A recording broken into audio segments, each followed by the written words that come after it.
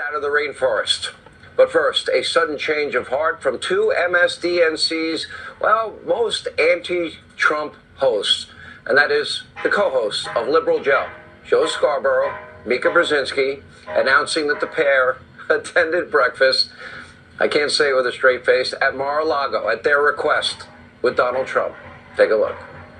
Joe and I went to Mar-a-Lago to meet personally with President-elect Trump. It was the first time we have seen him in 7 years. That we didn't see eye to eye on a lot of issues, and we told him so. What we did agree on was to restart communications.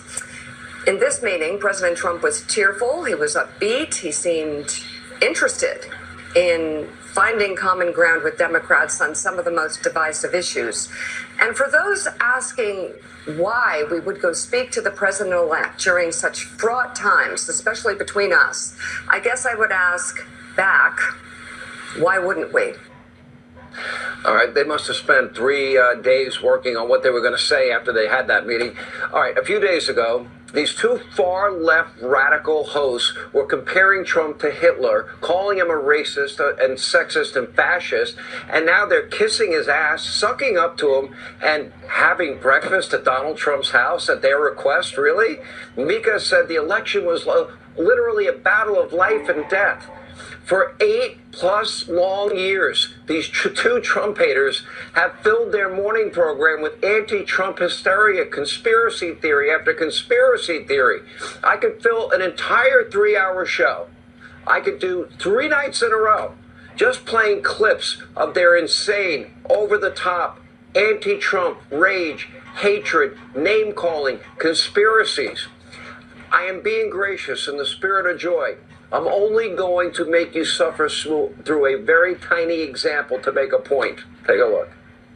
I could go back and talk about Nazi Germany, and I do it without any concerns whatsoever. And if people can't start drawing the parallels, well, you're just stupid, or you have your head in the sand, or you're one of them. It's just staggering that people that I know, people that I grew up with, could still even consider voting for this autocrat. As important as Trump's fascism is, and is the lead story every day, his cozying up to dictators, his obsession with Hitler, but this is what voters know right now, that he is killing us. I'm talking about us women. He's killing us.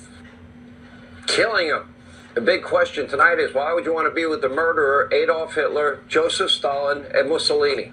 After all that, I'm not sure why Donald Trump would meet with Joe and Mika. Maybe the president does want to be magnanimous. Maybe he wants to bring the country together. I'm not sure. When I interview him, I will ask him that question. And if I find out ahead of time, I'll bring that answer to you.